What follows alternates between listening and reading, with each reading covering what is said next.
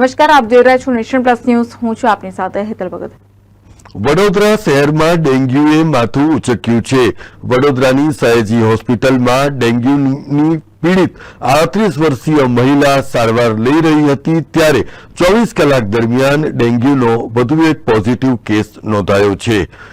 આ વખતે ડેન્ગ્યુના ટેસ્ટ માટે કુલ 5022 નાગરિકોના બ્લડ સેમ્પલ લેવામાં આવ્યા હતા, જે પૈકી 194 લોકોના રિપોર્ટ પોઝિટિવ આવ્યા છે, જ્યારે છેલ્લા 24 કલાક દરમિયાન કુલ 21 લોકોના સેમ્પલ ટેસ્ટિંગ માટે લેવામાં આવ્યા હતા, જે પૈકી એકનો રિપોર્ટ પોઝિટિવ આવ્યો છે, જ્યારે સમાસાવલી રોડ ઉપર રહેતી 38 વર્ષીય મહિલાને ડેન્ગ્યુની સારવાર માટે સયાજી હોસ્પિટલ ખાતે ખસેડવામાં આવી હતી, જ્યાં સારવાર દરમિયાન તેમનું મોત નીપજ્યું હોવાનું જાણવા મળ્યું છે.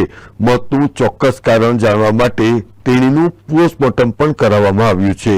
આ ઉપરાંત 24 કલાક દરમિયાન એક કેસ કોલેરાનો અને ઝાડા ઉલટીના 70 કેસ નોંધાયા છે. Bureau report, nation plus news, Vadodara.